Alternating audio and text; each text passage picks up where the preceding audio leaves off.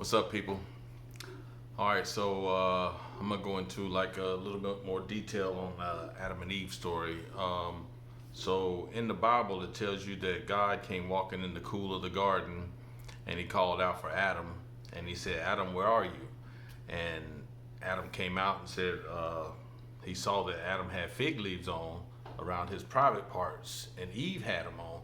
He said, "We hid ourselves." Adam said, "We hid ourselves because we knew that we were naked." And the Lord said, "Well, who told you you were naked?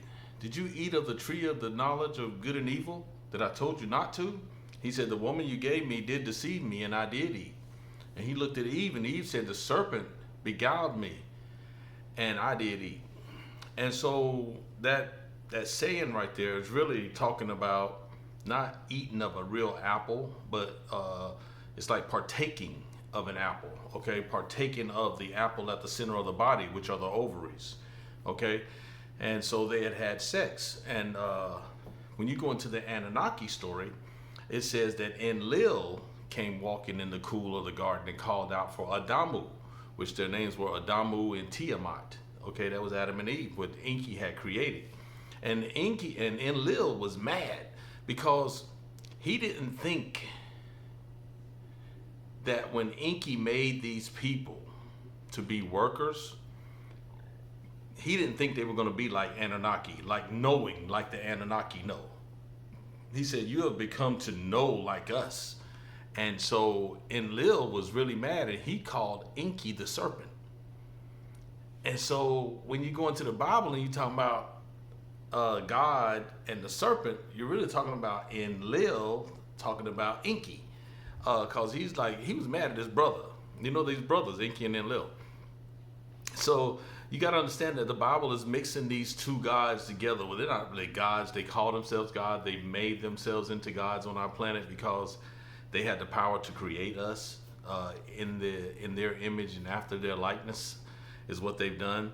So that Adam and Eve story is in the old Anunnaki texts, and it's about Adamu and Tiamat. Okay, so Enki had these women come down from the Nibiru. He did artificial insemination. He created human beings, but he said that the beginning of these, they couldn't procreate. So Enki laid down, and his partner, his surgeon that was with him, she took a piece of Enki's rib out and put in the DNA so that we could have procreation in our DNA, because he couldn't keep having these women have baby after baby after baby. They wasn't making babies fast enough to create workers so that the other Anunnaki could start working in the mines. So he took a rib from himself and put in the DNA, and then we could procreate as humans. And we started procreating, okay, and growing more and more. And we would toil. We would work in these mines and not cry. So this was a great thing. But something amazing happened when they made women. And this is what y'all don't understand about a man and a woman. I mean, men understand. Y'all call us dogs. We something about a woman, when you see a woman, it's attractive to you. Okay, if you're a male, it's attractive. The way the body's built, the apple at the center of the body, the way the buttocks do, the way the hips do, it's the way that you're built that is attractive to a male. And Enki did this, and he made it attractive to the male so that they could procreate. And so it's in the DNA. You've got to stop saying, "Oh, man can't control himself." It's like, okay, think about this. I want you to understand. It says in the Bible that the angels, when they saw the beauty of the women on the earth, they left heaven and said, "Let us go down and make unto them wives." Okay? So these 200 angels left heaven. Okay, so it tells you that the sons of man, sons of God, which are to be explained as angels in the Bible, it says the sons of God came down and made unto themselves wives. And they saw the beauty of the women, they made unto themselves wives of them. Okay, so if you go into the Anunnaki story, these group of 200 angels that came down to the earth are called the Ejigi. the Igigi or Ijigi. Okay, and these were on Mars. These were workers on Mars who would come to the Earth sometimes to check on stuff, but they were mining on Mars for gold also.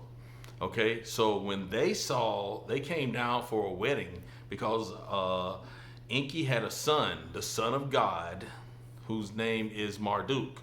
And if you go into the book of Jeremiah, 51st chapter, you'll find out that Marduk is the god of Babylon.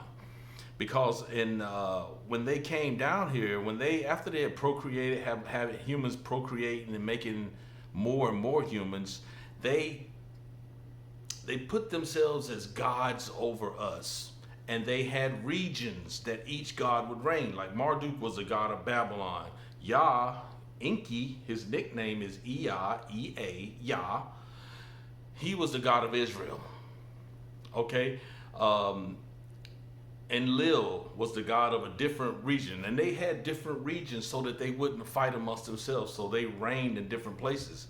And Inanna, which is Enlil's daughter, she was in a different place, and she stole mitochondrial extracts. MEs, mitochondrial extracts, is what Enki used to make human beings. So like little test tube DNA that he would use.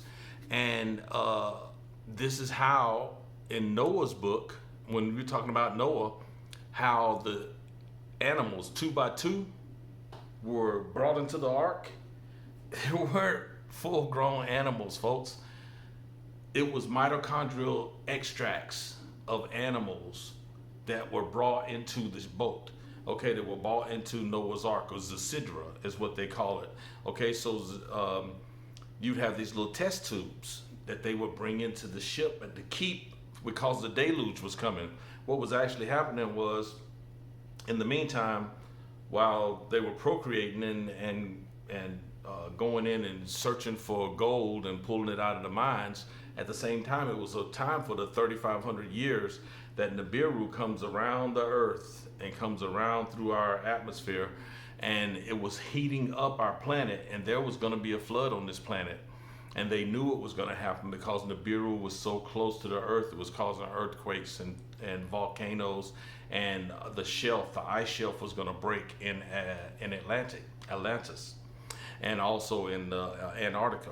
And so when they knew that this was going to happen, Enlil wanted all humans to die.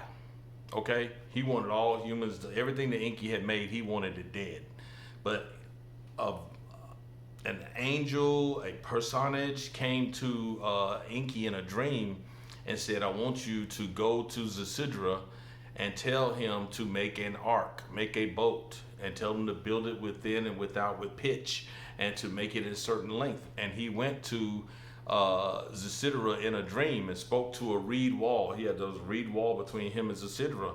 And he woke him up in a dream and told him, he said, I want you to build this ark, and on it you're going to build it by the breadth of this and by the depth of this, and fix it with pitch so that it won't leak.